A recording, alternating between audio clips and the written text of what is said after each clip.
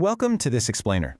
Okay, today we are diving into a profoundly moving science fiction concept that I absolutely could not wait to share with you all.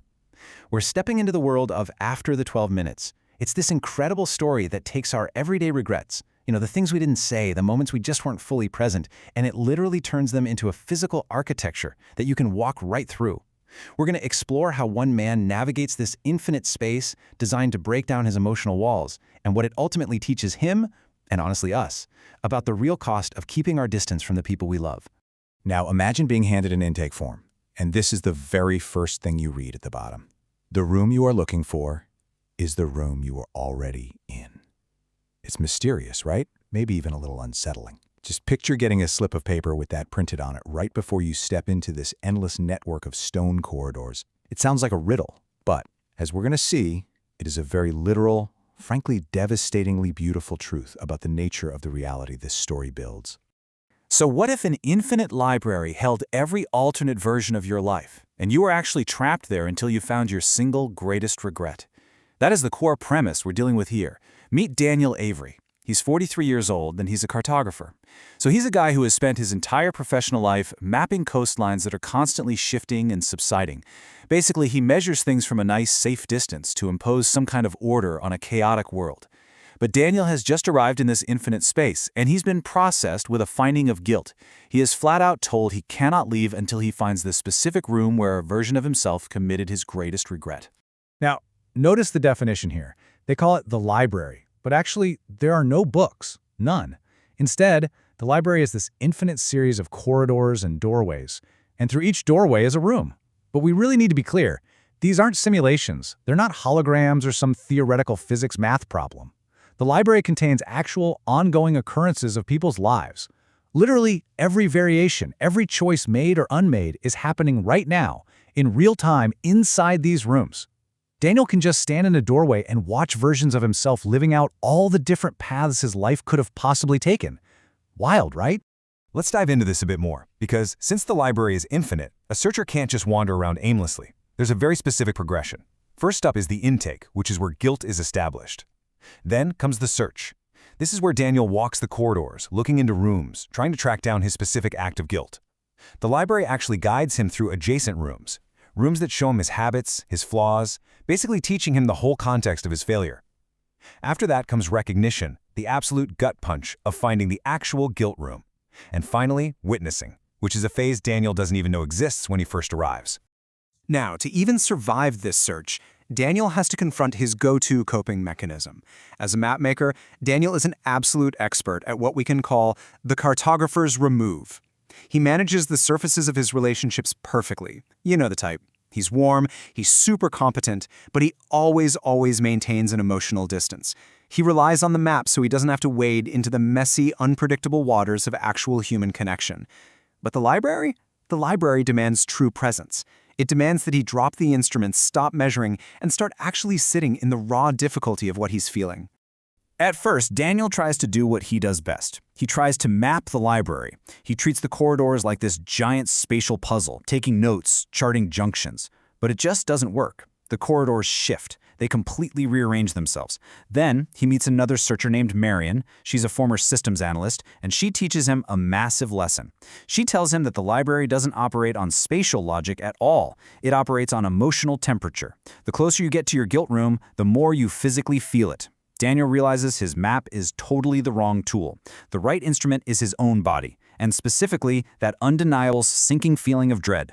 Basically, if you aren't afraid, you aren't close. And this brilliantly illustrates exactly how the library breaks down a searcher's defenses over time. Daniel moves through these different zones. He starts out in the adjacent rooms. These show him versions of himself almost getting it right, or maybe failing in smaller ways. Like he sees an alternate Daniel hurting a partner by using brutal honesty as a shield just to avoid true vulnerability.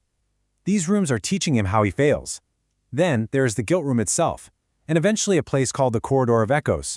Here you don't even see the act itself, but you see the long, devastating aftermath years later. So you see, the library isn't punishing him, it's educating him. Now, understanding the exact nature of this guilt is absolutely crucial here. Daniel thinks he's looking for some massive cinematic betrayal, right? Some spectacular failure. But through the other searchers he meets, he realizes the library is not interested in dramatic crimes. It's focused on the catastrophically ordinary wrong. We're talking about those quiet, intensely mundane moments where we simply fail to show up for each other. It's like a distracted mother making a to-do list instead of comforting her teenage daughter, or a father telling his son not to work with his hands because deep down he's secretly afraid his son will judge him.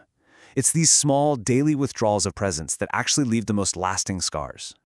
Section 2. The micro. The 12 minutes.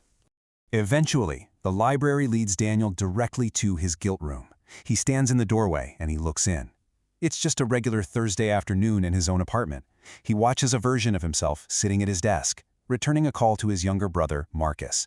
Now, Marcus had been having these mysterious headaches and had just gone in for some doctor's tests. Daniel watches his alternate self talk to Marcus for exactly 12 minutes. They talk about the tests briefly, sure, but then they just drift right back into safe territory. Sports, a football manager getting sacked. It looks like a warm, perfectly normal conversation between brothers. But 11 months later, completely out of nowhere, Marcus dies of an aneurysm. 12 minutes. That is the entire scope of his greatest regret. Standing right there in the doorway, unable to hear the words but able to completely read his own body language, Daniel finally sees the truth. During those 12 minutes, a part of Daniel's attention was already moving on to his next work task. He was just managing the surface. He was using the comfortable warmth of the conversation to actively avoid diving into the terrifying reality of what his brother was actually facing. This realization just shatters his cartographer's distance. See, Daniel didn't cause the aneurysm. The library doesn't blame him for an unforeseeable death. His guilt is actually the exact correct size. Marcus was sitting alone in a car park, absolutely terrified of his medical tests, and Daniel, completely sensing that fear just beneath the surface, actively chose to talk about football instead of asking the one single question that mattered: are you afraid? He left his brother completely alone in his fear just because he didn't want to step into the deep emotional water with him. Which brings us to our final section, the macro, the act of witnessing. Now, you would probably think that finding this room and feeling all this profound guilt would be the exit, right? But after finding his room, Daniel's entire vision changes. He starts really noticing all the other rooms in the corridors, rooms containing other people's alternate lives. He meets other searchers like Selin, a former professor, and Thomas, who's this remarkably wise young boy. And they explain to him that finding your guilt isn't the finish line. The library doesn't release you because the library isn't just about your own personal redemption. It's about something so much bigger. It exists so that all these alternate lives, all these unseen moments of pain and quiet loneliness across infinite realities are finally truly seen. And because of this, many searchers, once they finally understand it, choose to never leave. They become permanent residents, dedicating themselves to the daily, quiet practice of witnessing. They walk these infinite corridors, they find rooms where maybe a mother is quietly lonely in her kitchen, or a child is hiding their true thoughts in a classroom, and they just stand at the threshold. They don't intervene, they can't, but they offer their absolute, full, unflinching attention. They validate those unseen moments. By simply bearing witness, they hold space for those lives, making sure that no one's quiet suffering goes entirely unacknowledged in the dark. And this brings us right back to that bizarre mystery on the intake form. Daniel visits the intake librarian and she reveals the final, stunning truth of it all. The library is not some magical sci-fi container separate from the real world. Actually, scratch that. The library is the world, all of it. We are all, always, inside the library. Every single moment of our actual lives is a room, and the people around us are in their rooms, desperately needing to be witnessed. Daniel's finding of guilt wasn't really a punishment. It was just his eyes finally opening up to the architecture of human connection that had surrounded him his entire life. It is a totally breathtaking shift in perspective, isn't it? And it really leaves us looking in the mirror. Because if all of life is this library, and the catastrophically ordinary wrong is really just a failure of presence, then what are we missing right now? What conversations are we keeping completely safe and shallow while the person across from us is secretly terrified? What questions are you leaving unasked in your own 12 minutes? Take a moment today to step away from the map, drop that emotional distance, and truly witness the people right next to you. Thank you so much for joining me for this explainer. I really hope this stays with you as deeply as it stayed with me.